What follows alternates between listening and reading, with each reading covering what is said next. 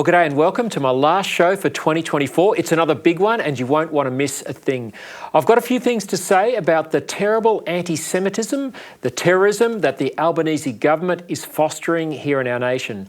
I used to think it was the worst government since Whitlam, but now I think it is right up there with the worst government since Federation. The Albanese government pours petrol on the hateful fire of anti-Semitism in the same way it pours the petrol of reckless government spending on the dumpster fire of inflation that it's created.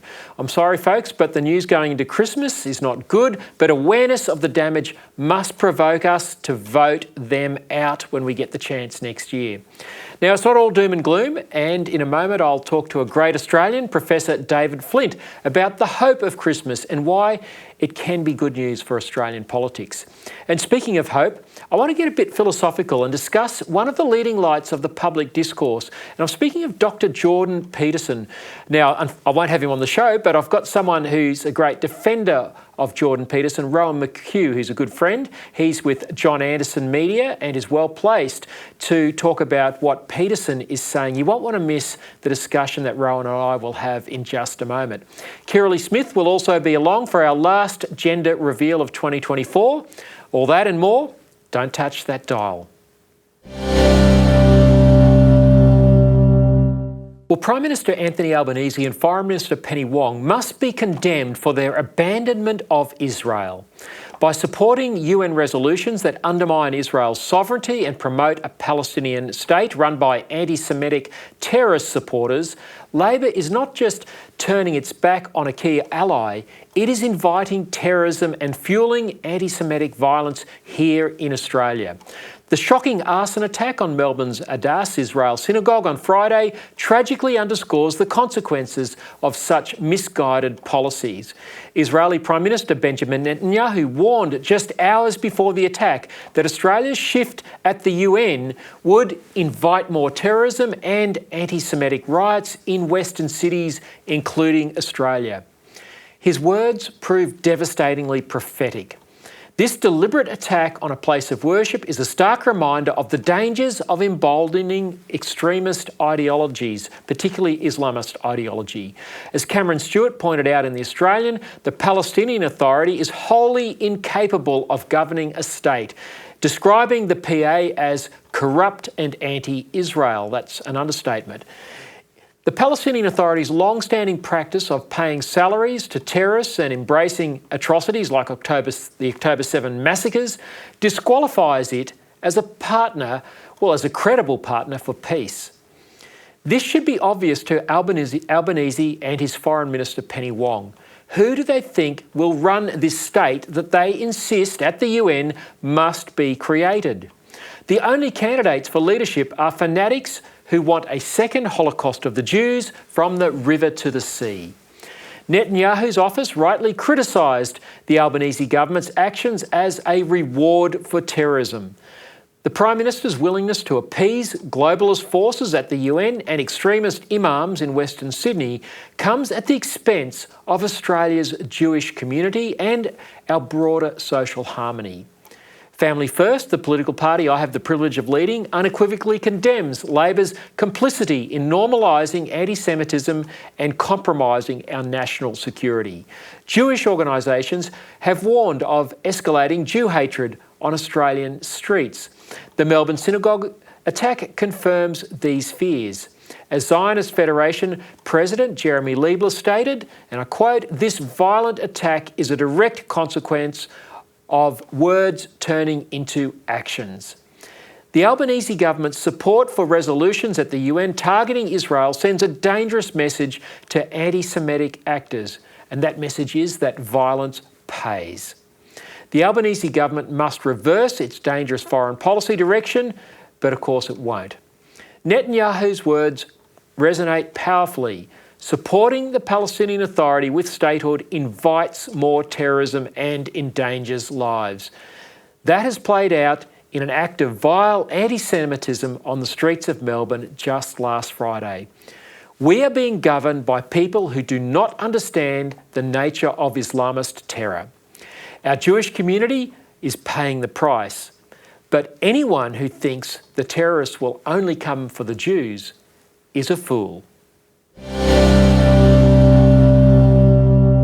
Well, I want to get into something that's a bit philosophical, so bear with me. I want to grapple with some of the ideas of the great Jordan Peterson, and in a moment I'll bring in my friend, a guest, Rohan McHugh, who is media director at johnanderson.net.au.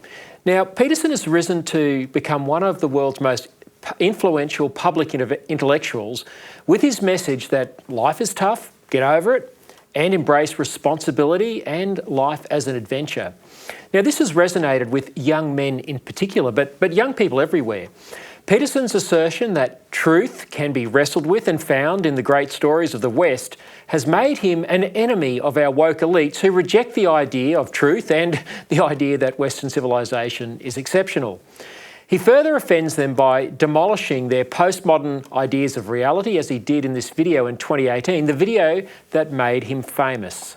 Why should your right to freedom of speech trump a trans person's right not to be offended?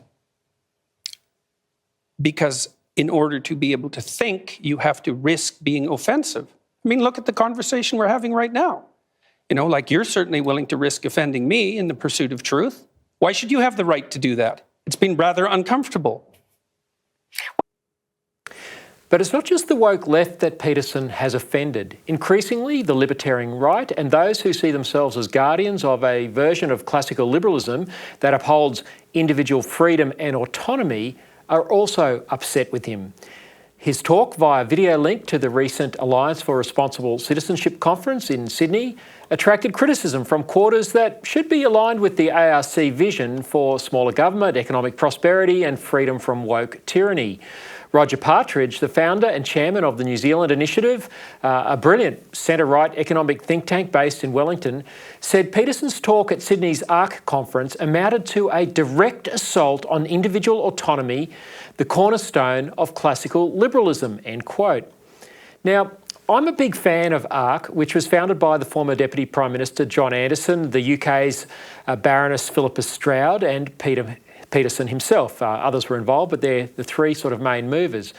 Now, I was privileged to attend the inaugural ARC conference in London last year, and I was at the recent Sydney event, which upset Roger Partridge, who, as I say, should be someone on board with the ARC agenda, which is pushing back against our globalist elites who seem hell-bent on managing the decline of the West. Here's what upset Partridge. It's Peterson's insistence that, and I quote, people who attempt to find their redeeming identity in their own fragmented individuality will fail, Jordan Peterson says, and that we find our purpose only through sacrifice of narrow self-interests to family, community, and ultimately the state. As a classical liberal, Partridge is riled by this, and he thinks the individual should be preeminent and not responsible to family, community, and even the state. Here's a sample of what Peterson said at the ARC conference in Sydney recently, which so upset some on the libertarian right.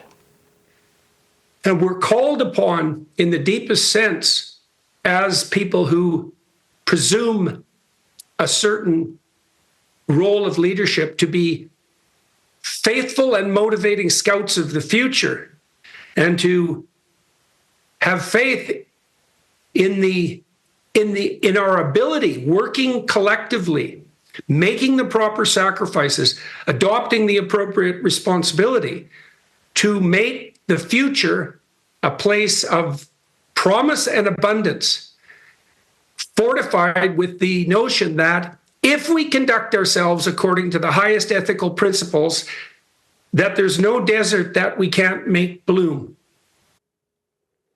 Now, here's where I want to bring in my guest, Rohan McHugh, who, as I said before, is Media Director for johnanderson.net.au. Rohan, welcome to the show. You defended Jordan Peterson in a brilliant article in The Australian recently.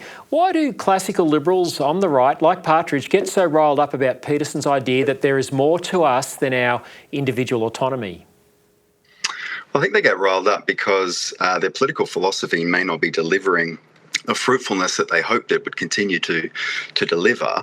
That was part of my contention when I wrote the piece. I thought Roger Partridge was saying some very wise things, but I felt that his approach was limited because I don't think that he was able to convincingly give a kind of moral framework that has been part of the West for many centuries now, that I would say is a requirement if we do wish to continue on the trajectory that we have been, and to benefit from the fruitfulness that the institutions and individual commitment to virtue has conferred. Yeah, well, that's interesting, because it seems like there are a lot of people who would probably be allies of the ARC agenda and allies of people like you and I, but they're perhaps wanting to, as I said in the introduction, highlight the individual, but downplaying, the bigger story. Now, Peterson talks a lot about archetypes, and he uses biblical stories to do so. Now, in your piece, you wrote that the classical liberal framework brackets out metaphysical commitments. Now, warning, I said this was going to be a little bit philosophical for our viewers. What is it about the metaphysical which seems, which is, that's a reference to things that are beyond science. What is it about the metaphysical that is so important for us to recover, and that perhaps what people like Roger Partridge are missing? Yeah, so I am referring to the work and the commentary of a political philosopher called John Rawls. And one of his proposals is that we do indeed need to bracket out metaphysical commitments, if we want to take liberalism and to make it as successful as possible. And I'm simply pointing out that I think Roger Partridge was doing the same thing. The think tank that he represents is a secular one, but I don't think that is conducive with the Western history that we all enjoy or are all part of. And I would say that the metaphysical commitments indeed give you the moral structure, give you the kind of institutions, give you that scaffolding that allows us to keep something alive that is desperately needed if we want to continue to enjoy the fruitfulness that we have enjoyed for many, many years. So we are at a strange turning point where people are starting to see that liberalism as a political philosophy cannot do all the heavy lifting it needs to guarantee, or to at least provide the conditions that will see us to prosper. And so my piece just wants to draw attention to that and say there's just a few missing pieces here that Jordan Peterson is, I think, very helpfully tapping into. I mean, this man, it doesn't consider himself religious, but he does acknowledge through archetypes the representations of what these stories and these lessons provide us. And he's saying we cannot lose those, because people don't realize that they're kind of cutting off the branch that they're sitting on. This is not something that you can simply, move past and then be on the right side of history in overcoming. It's the very thing that we need to have that kind of prosperity and that kind of, the conditions that we enjoy. Yeah, look, a lot of liberals, secular liberals, liberals not in the left-wing sense, but in the classical liberal sense, are people who perhaps don't go along with the Christian narrative. But it seems like Peterson is trying to say, as you're saying, that we can't divorce ourselves from those archetypes. And perhaps you could explain what archetypes mean, but I think he's referring to the ability to discover truth through narrative and story, and the stories that we've inherited in the West, which have essentially come from the Judeo-Christian heritage that we share. That's right. I mean, and he applies this Jungian framework. He's an acolyte of Carl Jung, and in doing so, he basically wants to bring order in the midst of chaos. And archetypes are the mechanism that he would say accomplish that. It's the symbols, the metaphors, those sorts of things that cut across all civilizations that are universally understood. And then you have these symbolic representations in forms like, the mother or the warrior or the sage, different kind of categories that he thinks you can find. And so he's not approaching it from a theological standpoint necessarily, but he is acknowledging that the Western tradition is thoroughly Christian, and it doesn't matter in Peterson's mind that it is true, that is to say, concretely, historically true, because he sees truth more as what is pregnant with the kind of meaning that sustains us. And so he's saying that it needs to be reckoned with, and classical liberalism is kind of sort of saying this pluralistic approach to things where we just have a melting pot of different, disparate positions, theologies, cultures, and all kinds of various things can just be harmonized because we have this bedrock of agreed upon jurisprudence or sort of legal philosophy, and we can have people just through iron sharpening iron work it all out and improve each other. But when it comes to the pluralizing of those bedrock beliefs, then you start getting into trouble, because you start to say, well, we can no longer rely upon people saying, I'm going to park my metaphysical commitments or theological, cultural commitments. We're bringing all of that, and then you actually start to say, well, now there's deeper questions about what it means to be human. It's not merely about the particulars of how we sort of function at the edges. It's what about the bedrock questions needs to be challenged, because this is what I truly believe as an individual or a particular group. And so expressions of that would be, of course, multiculturalism, where there is an identity crisis about how this can be sustainable. The same as with secularization. Now that we jettison religion, what are we going to do with people who remain religious? I mean, religious freedom has been a very contentious issue in the last few years for that very reason. Another example would be the demography bomb. So scholars and thinkers like Louise Perry, a brilliant British thinker, she's just written a piece talking about moderns, that is to say people who are more secular, not religious, they're not reproducing.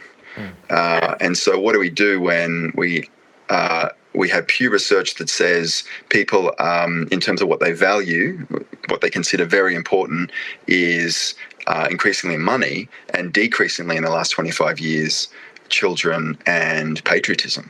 So you put all that together, it's getting quite messy, and things are changing pretty rapidly. Yeah, that's right. And so a lot of people who might be considered to be allies of those of us perhaps on the centre-right of politics would perhaps not be buying into those narratives, particularly as they affect morality and community. So they'd be highlighting the individual. So this idea that I guess came from John Stuart Mill, that you can do whatever you like so long as it doesn't hurt anyone else. That seems to be a fairly animating idea of classical liberalism. But I think what I hear Peterson doing is pushing back on that idea and saying, no, family is important, community is important, the stories that bind us together, which are the religious stories, the Christian stories, are also important, and we've got to find, he uses terms like collective, as we saw in that earlier clip. That seems to be upsetting those who think that we can forge a future through radical individual autonomy. That's right, because when people hear collectivism, they think of the horrific, tyrannical governments and movements of the 20th century, and rightly so. I mean, those are collectivist movements. But I think that we have to be careful, because what collectively binds us and unites us in a national narrative doesn't have to be tyrannical. It can be something very virtuous, and I would say that the Christian tradition is that which has sustained the West, and that's what Peterson is recognising. So I think that's where I said that Roger Partridge was, I think, in merely characterising Peterson's collectivism as being that which enables these despotic regimes, I think is incomplete. I give the example of Lee Kuan Yew, which is a case which you couldn't extrapolate across every country or civilization, but my point in raising him without defending his methods is just to say Lee put on a pedestal the notion of order and justice, not merely ideal concepts. And so I would say that liberalism is starting to suffer from ideal concepts that don't have a greater bedrock, a greater spine. And in Lee's case, it was a rare instance of benevolent control, which, I wouldn't necessarily endorse. We're talking really about a fruitful, proven system based upon the Western Christian tradition. And without getting into the detail, it's just acknowledging that as the framework which has been the antecedent for what we now enjoy. Yeah, so what you're saying and what I hear Peterson saying, and as you said, Peterson doesn't declare whether he's a Christian or not. He's saying he's drawing truths from the Bible stories, the narratives, the archetypes, as he calls them. But what I think I hear you and Peterson saying is that we can't continue on this trajectory where we have this sort of hollowed out version of individualism without community, without family, without virtue, without character. And that just seems to lead to, a kind of hedonism that is very unfulfilling and is not the basis on which we can create a just society. Yeah, because people confuse freedom with license. And I think that's where we're starting to get into some of the difficulties of our time, where people will look at freedom and they'll think that as to be unbridled, do whatever I like sort of freedom. But that has not been the historical definition of freedom. In fact, all the way back to Thomas Aquinas, freedom was the ability to have the space and and to reflect upon what your gifts and talents are, and to think about how you can use those to serve your neighbour. The freedom not to do what I want, but to do what I ought in the context of the community that I'm a part of. Indeed, in that community-grounded approach to things, and that's right. That has been a definition of freedom that has fallen out of favour, particularly probably since the 1960s. We've just gotten more embroiled in these kind of liberating, kind of emancipating tendencies from institutional life.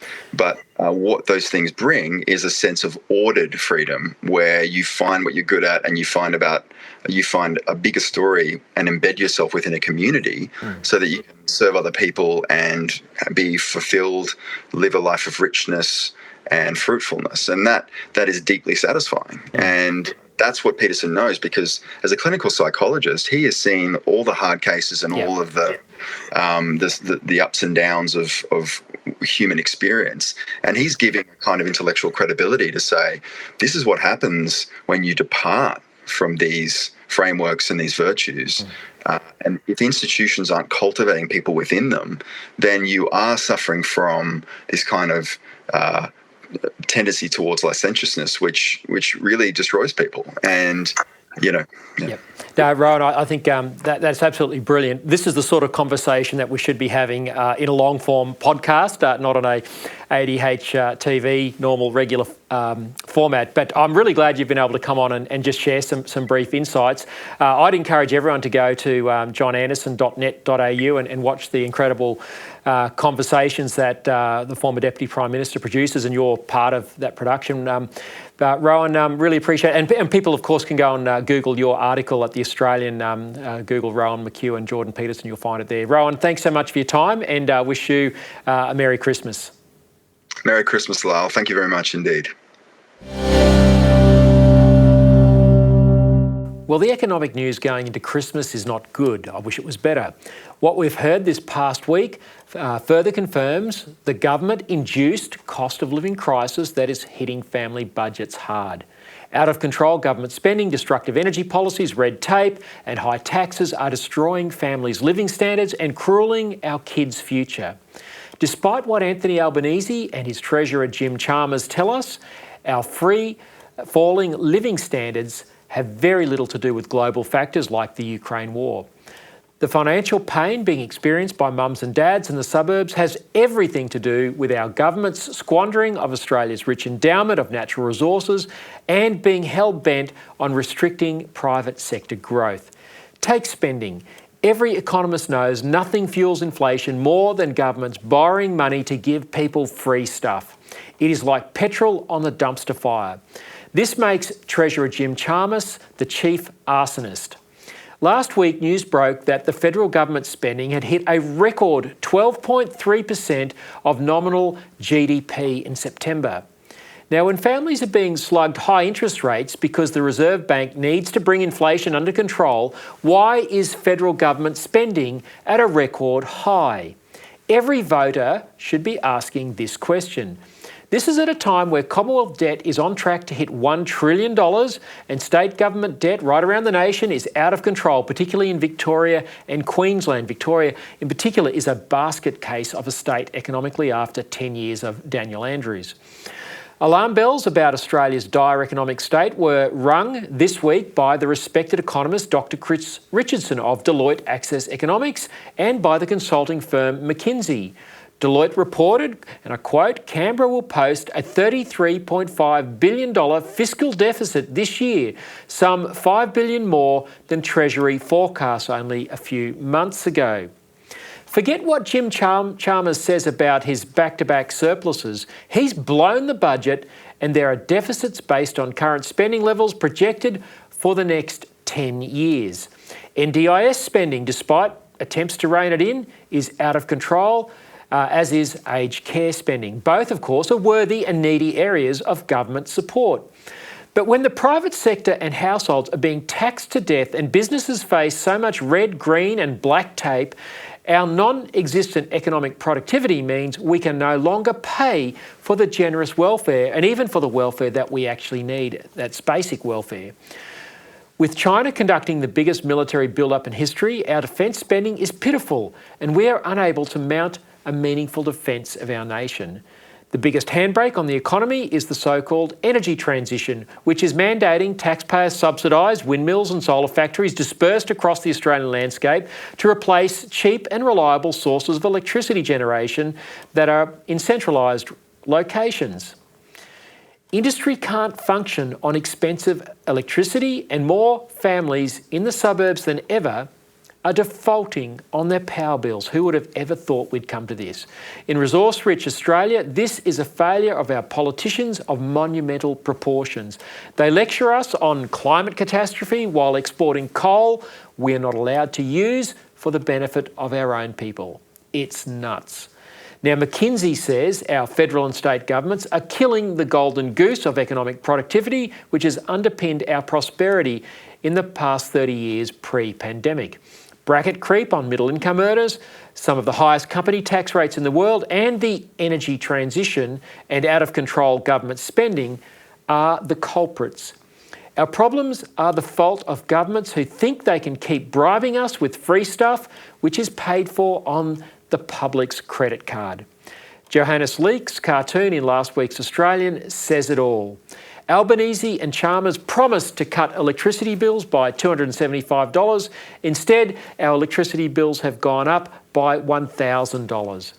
Panicking, they shovelled out $300 rebates to try and help our electricity bills, but of course the costs are blown out way beyond this. This is like using your already maxed out credit card to pay off some of your already unaffordable power bill.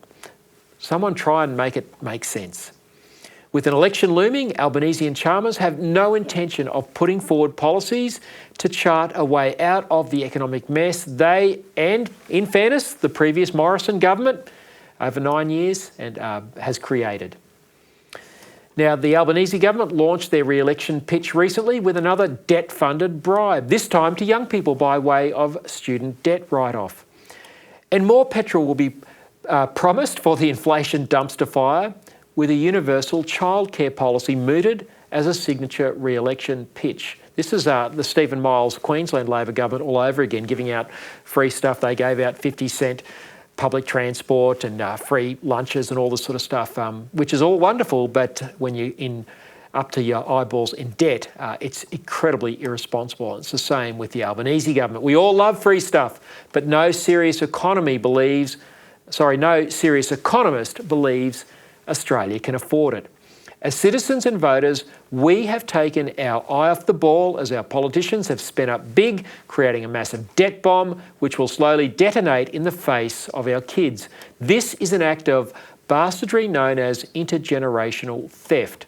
For a generation whose political leaders have also made home ownership unaffordable for the first time in the post-war era, resentment will only build amongst our young people.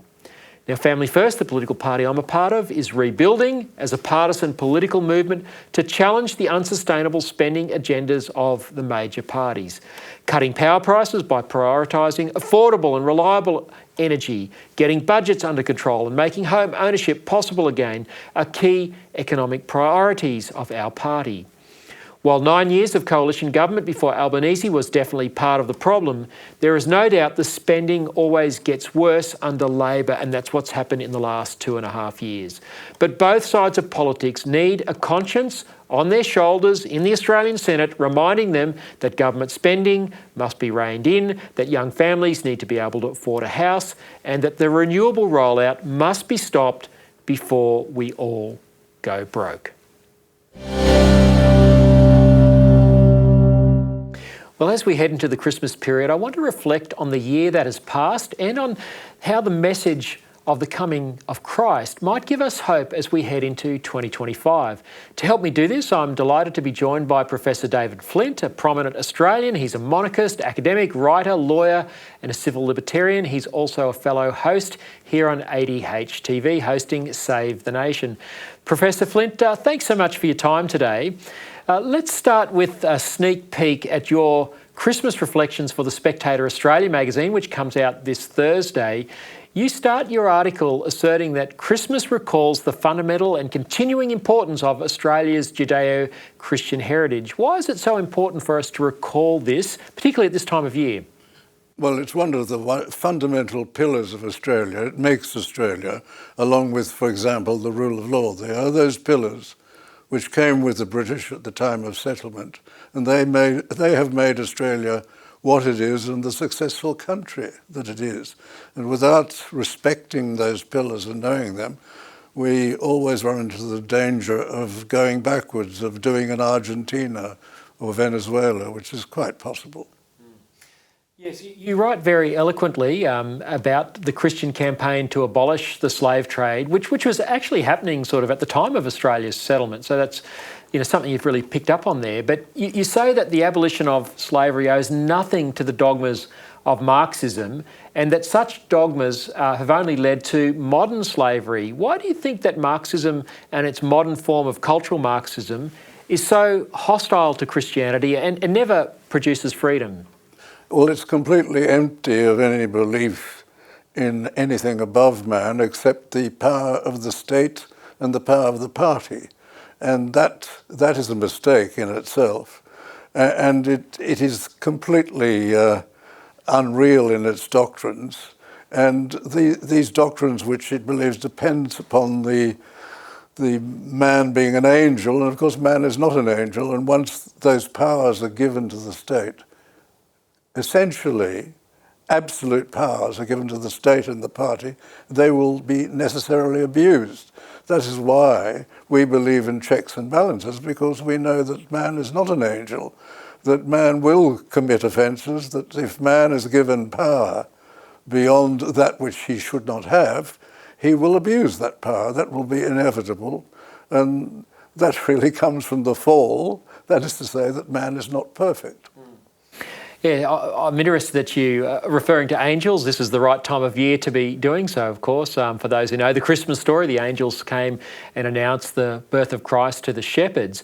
But this year we've seen our politicians here in Australia trying to take on more and more power as if that they were angels. And I can think of the disinformation bill that Anthony Albanese tried to get through the Parliament. That was a near miss for us as a nation, wasn't it? Oh, it was, and it goes against all of our learning. The whole great achievement of the Anglo-Saxon civilization is the realization that man is not perfect, and that when you're dealing with political power, the way to deal with this is to have a separation of powers, and without that separation of powers, you're tempting a dictatorship.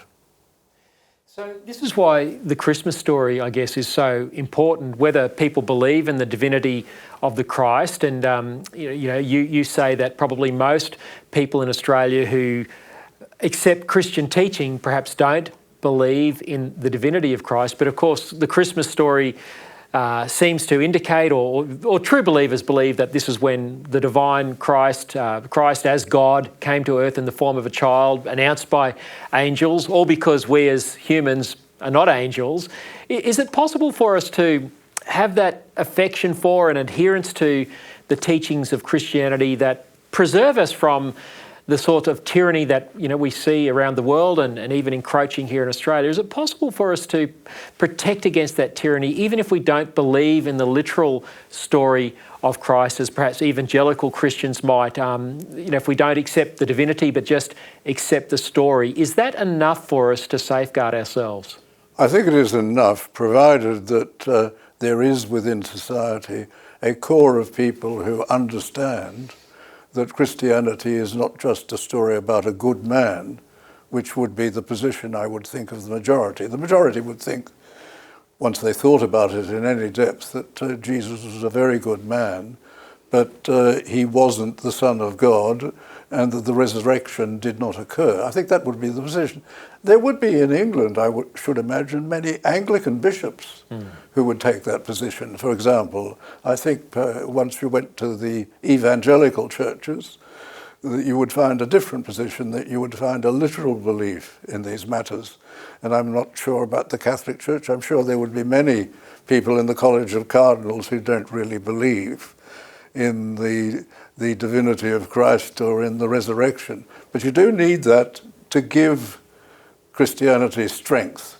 The Judeo-Christian institution, that belief system that we have, is really the peak of human belief, because that can be demonstrated in its achievement. Now, for example, slavery, which we would probably all now accept is wrong to treat man in that way. You can't have people being subordinated and belonging to other people. But this was a normal institution of society in its many forms, slavery or serfdom or what have you. And this was an accepted form of a human institution and completely accepted by all civilizations. And it was accepted by the British, it was accepted by all the Europeans. The fingers are pointed at the British, but it's something which was universal throughout the world. And it was only a small group of believers, evangelicals, Quakers, the sort of people who, rather than being in the Church of England, would have become Methodists in later times. They believed and they campaigned strongly. The extraordinary thing was that their campaign, based on the belief that it was completely improper to treat man in this way as a piece of property, it was extraordinary that they were able to persuade the Parliament of the dominant power not only to abolish the slave trade, but then to move against the institution of slavery and to use the executive power of the greatest country in the world, the strongest country in the world, the Royal Navy, to use that to campaign against the trade over a number of years. This was an extraordinary development. Never happened before. No country ever came close to it. I think there was a nominal abolition of slavery during the French Revolution, but it was a piece of paper. It had no meaning and was immediately restored by Napoleon. You can only have this sort of situation, I think it's demonstrated by the abolition of slavery, through the strength of people interpreting the Christian religion and saying, Christ would not have accepted this, Christ would have taught against this. Now, slavery did exist at the time of Christ. It was a normal institution in the Roman world because they didn't have the same slave trade. They didn't have the enormities of a single trade as occurred when the British owned the American colonies and other powers owned American colonies.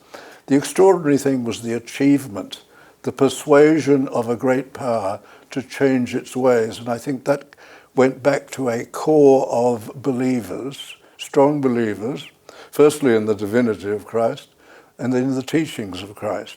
And are you concerned then that as we've gone away from that belief, and it's hard to say whether Australia has a strong core of people who still hold to the divinity and the resurrection of Christ and the miraculous aspects of it. It's certainly a diminishing number, but where does that leave our nation if that cohort of people is shrinking? And also, secondly, if the general population, young people today, are not being taught the stories of our Christian heritage and not even understanding the basics of the Gospels and even the Christmas story. Where does that leave us as a nation?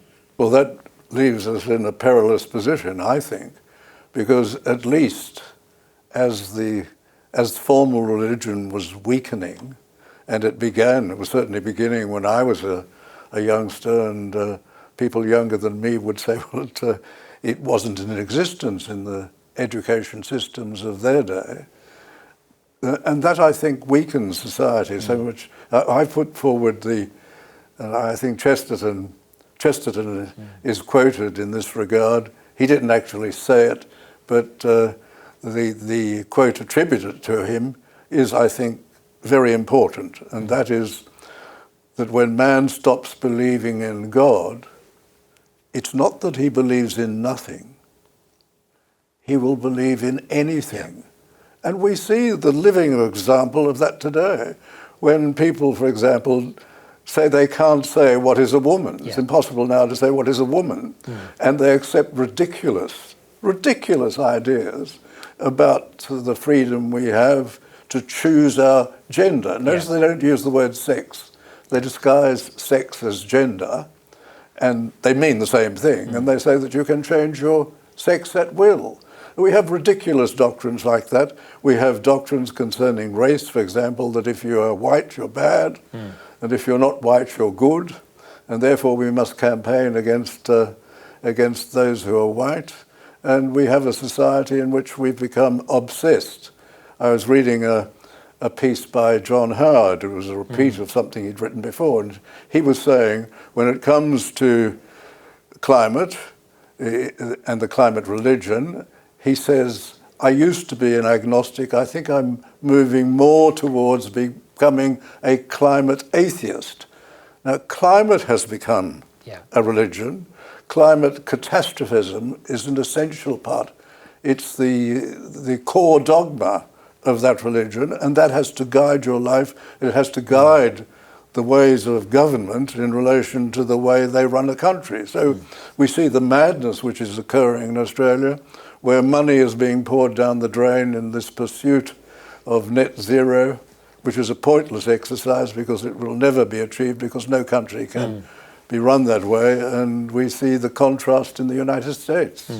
So the importance of all this, I agree with you, the importance of all this is, going back to your article, is we need to have people who believe in the Christmas story, that God came to earth in the form of a child, that he was divine, and that we need a critical mass of people believing that, and hopefully that's spilling out into the rest of the culture. Just finally, before we go, Professor Flint, I know you're a fan of Donald Trump. He wouldn't consider himself a Christian, but he certainly courted the Christian vote in America. He's got Elon Musk on board and Robert Kennedy Jr.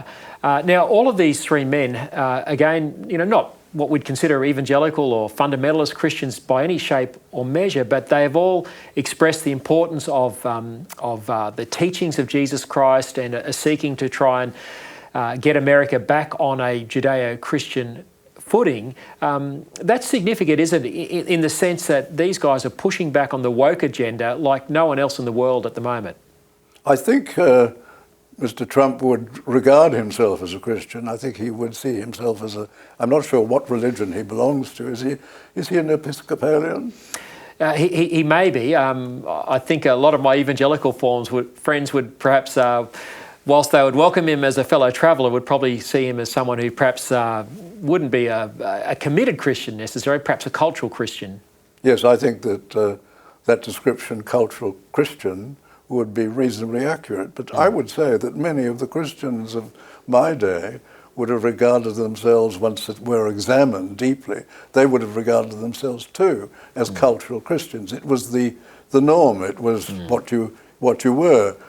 Something like 90% of the population, when I was a young man, would have been, or they would have regarded themselves, from the point of view of the census, as Christians of some denomination. In fact, they wouldn't have thought of themselves so much as Christians, but Church of England, as it used to be called, or Methodist or Presbyterian and so on. Or Catholic, lots of Catholics in Australia. Professor Flint, do you, just as we wrap up and as we head into 2025, I have to ask you your tip for an election which might be sooner in the year rather than later. I think there's a very good chance for the Liberals to succeed. There's no guarantee because they've got to overcome the prejudice of most of the media. Most of the media gave Mr Albanese a very long, a record honeymoon. They completely ignores his weaknesses. They're coming now to accept that there are some weaknesses. They were strongly prejudiced against the leader of the opposition. They regarded him for some time as unelectable. They just decided he was unelectable, as they do these things. And I think there will still be that tendency to say, well, Mr Albanese, he's a good bloke. He's a nice man. We should probably give him another chance. I think there will be a strong push along those lines. The problem is, of course, most of the people don't get their news from the Australian or from other newspapers. Most of the news comes from television, to the extent that people are getting their news today, because even watching the television news has been reduced significantly. So whatever way people are getting information, I don't think they're going to get much fair and balanced criticism of the activities of the federal government and a comparison with the opposition. Now, one of the weaknesses of the opposition is that they're still attached to some nominal form of climate belief. What is going to change a lot of this is the advent of Donald Trump, because Donald Trump realises that climate catastrophism it's a fraud, it's a rort, it's something not to be accepted, and it will hold back the United States, and he will have nothing to do with it. And I think that will change things very much.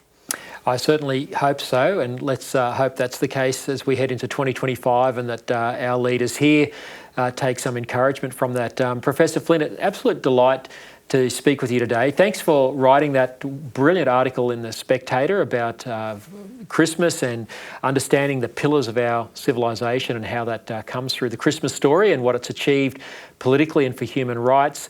And let's hope that more and more of our fellow Australians discover that as our nation moves into the new year. And I wish you a Merry and a Holy Christmas. Well, this is our last gender reveal segment for 2024 with Binary Australia's Kirralie Smith. We've been doing this segment for almost 2 years now, and every week there is a new development to talk about. We never have to talk about the same thing, such as the craziness of what's happening to children's gender through the LGBTIQA+ ideology. Kirralie, welcome to the last gender reveal. Thanks so much for fronting up again. You and I know it's absolutely right to keep highlighting the madness of our politicians who are going along with the idea that women can have a penis and that children should be transitioned. It's very dispiriting after 2 years of doing this show and many years of both of us being activists in this space to see that there's been no meaningful political reform at all in Australia. No meaningful political reform, Lyle, but I think that the appetite is growing and the awareness is growing. And so, when you and I started talking about this many years ago and then together for the last couple of years on this show, I think the public awareness has grown exponentially, and there are more politicians willing to at least listen to us, a few willing to speak out, and even fewer willing to put forward bills and motions in Parliament. But I really feel confident that 2025 will see a massive uptick in the numbers because Donald Trump got in. He's going to make this part of his agenda, and Australians will have to talk about it. We'll see it, we'll hear it, we will see the impacts and effects of that. And so I'm looking forward to next year and thinking that we've got a good opportunity to really make this a big issue, particularly for the federal election. Yeah, you're exactly right. Forgive me for being a little bit melancholy. I suppose I still am just aghast that our politicians don't get what you and I get. But you're absolutely right. There is room for optimism going into next year for the reasons you just said.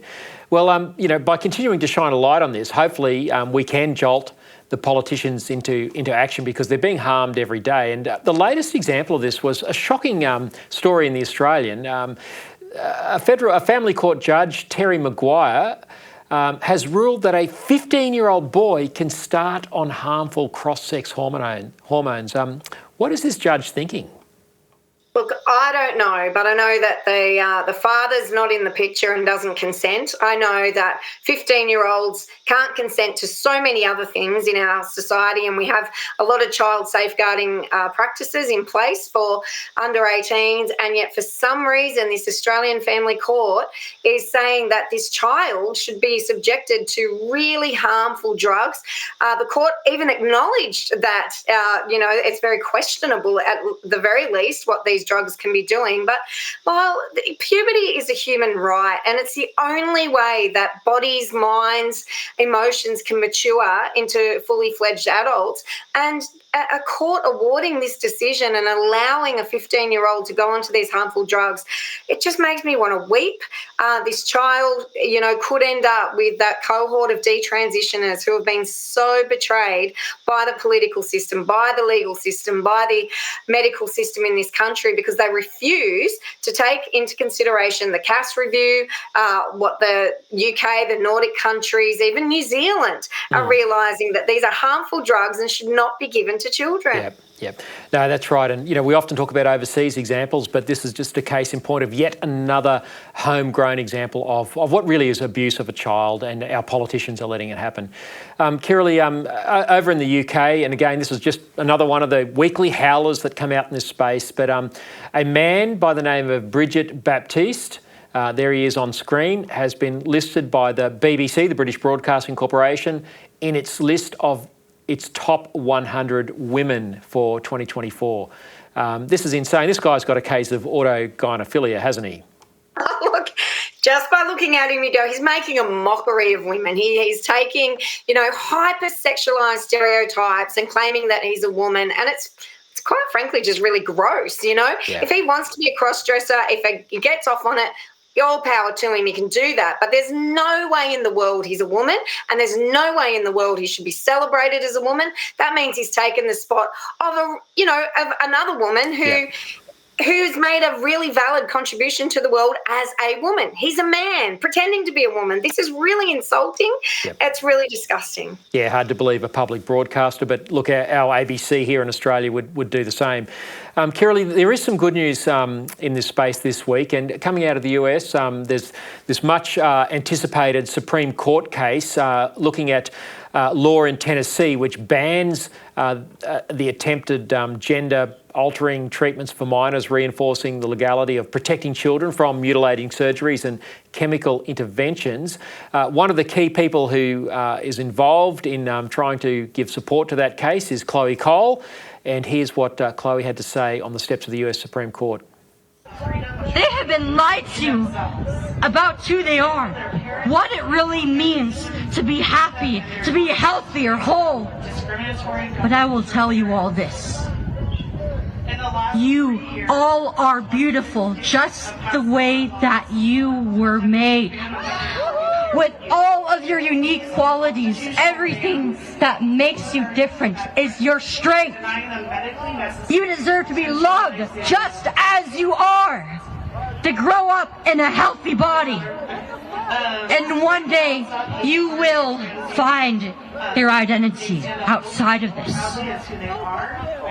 There are only two genders, but there are infinite ways to love yourself, to love our children within the bounds of reality. And of course, Kirralie, Chloe's contribution all the more powerful because she lost her breasts as a 15-year-old as a result of LGBTIQA+ ideology. How do you think that court case is going to turn out? Look, we can only hope for the best, Lyle. It is mind-boggling that this is even necessary. It's a no-brainer. We should never put children in harm's way. We do have mounting evidence and undeniable evidence that the harm that is being done to these children with these treatments is horrifying. And Chloe herself, as beautiful as she is still suffering from those treatments and with infections and terrible side effects. And it's It's criminal behaviour to do this to a child. Adults are meant to be the ones who safeguard. We are the ones who are meant to protect our children and give them safe passage into their own adulthood. So I can't see how they can come to any other conclusion other than to stop these harmful practices. Yeah, I think that's right. And it seems like the commentary around the cases that went before the Supreme Court last week is that with the Trump-appointed Conservative judges, Tennessee's law is likely to be upheld, which means it will be legal for the states to protect children in this way. So that's certainly encouraging. It's also worth remembering, Kirralie, that it was the Biden administration that brought this case against Tennessee because it was trying to protect kids from having their breasts chopped off or be giving these surgeries. That says a lot about the left of politics, doesn't it? Look, it's dangerous and it's insane, to be quite frank. There's no other way to describe it. And again, these children are the most vulnerable and they deserve the most care. And they're clearly not getting it. And for a government to come against, protecting children in this way is just unfathomable. Yeah, look, and I think anyone who supports the left of politics, whether it's the Democrats in America or Labor and the Greens and the Teals in Australia or the left of the Liberal Party, the Simon Birminghams of this world, that's the sort of politics that they engage in, where they'll try and stop a state from protecting a child using lawfare. Kirralie, some more good news out of the US. The Economist magazine, which probably won't be familiar to a lot of viewers, but it's an important global public policy magazine out of London. Great writers, very left-leaning, but it's reporting this week that Joanna Olson Kennedy, who is one of amongst the most celebrated so-called youth gender medicine clinicians in the world, is being sued for medical negligence. This is a big deal. She's based in Los Angeles, and you and I have predicted that this is going to happen. But I discovered a disturbing clip on social media of Joanna speaking. It's worth having a listen to. Let's talk about a hot topic: gender confirmation surgeries in minors. Okay, this is something that's coming on the horizon. Probably your kids are all going to ask you about it after our Talk to Dr. Joe session. Sorry. So this idea that a 14 or 15-year-old would want a vagina they identified as a girl is really not that out there. It's actually pretty understandable. Surgery, chest surgery for trans guys as minors is critical, and it's available. It's not nearly as difficult as genital reconstruction because it doesn't have anything to do with sterilization. The difficulty of genital surgery is that it is surgical sterilization, and people get super worked up about that. And that is the barrier that we have to overcome, and I think we're going to. But chest surgery is not that. It actually isn't. It's a very easy, safe, relatively fast procedure that is absolutely life-saving.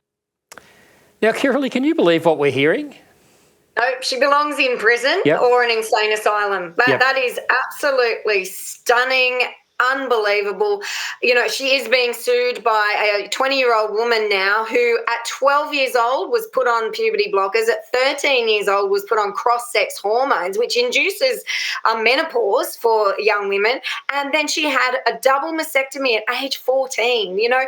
And how many other people has this doctor and her, colleagues done this to? It is unbelievable. It is criminal behaviour. It is completely unnecessary, and the tone and the mocking that she just used for adults who are concerned about the sterilisation of children is unbelievable. Yeah, she's talking about the idea that if you're concerned that a boy should have his penis taken off and given a fake vagina, that's something people like you and I and their parents have just got to get over. I mean, I can't believe what we're hearing.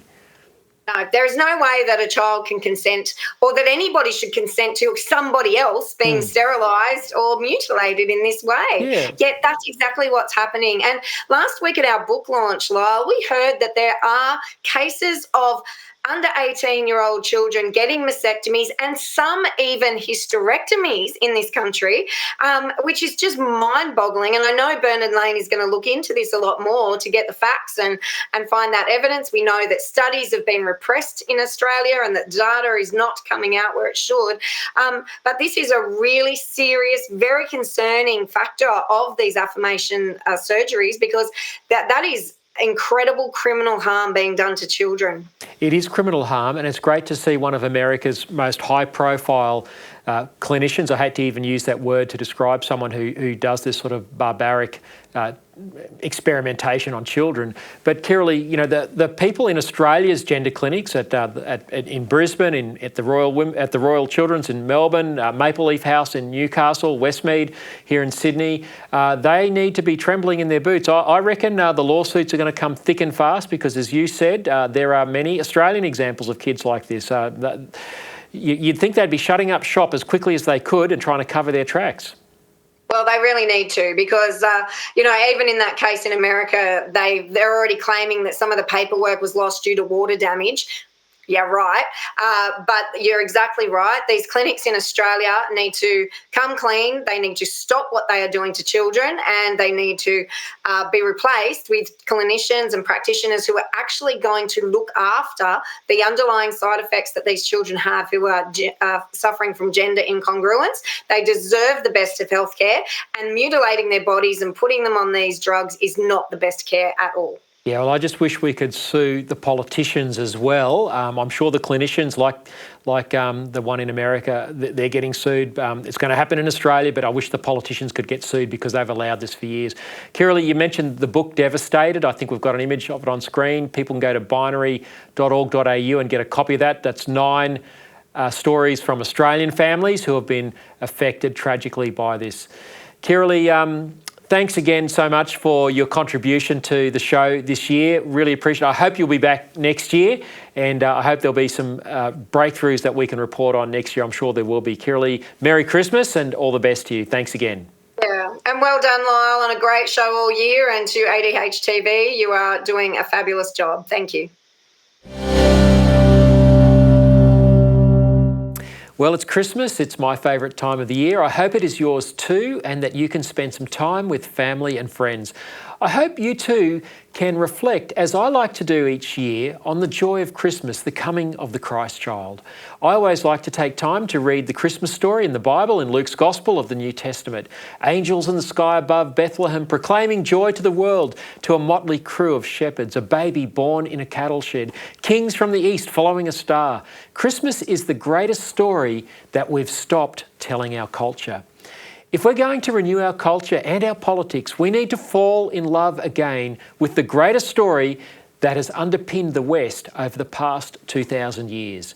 Our woke detour needs to end. Renewing our culture starts by renewing ourselves. Can I encourage you to do that by taking some time to immerse yourself in the true meaning of Christmas over these next few days? Well, that's it for me for 2024. I'm grateful to Charles Noble and Dominica Fernell for producing this show week in and week out. Thanks also to ADH TV CEO Jack Bulfin and News Director Jason Morrison. Until next year, keep speaking up and keep pushing back.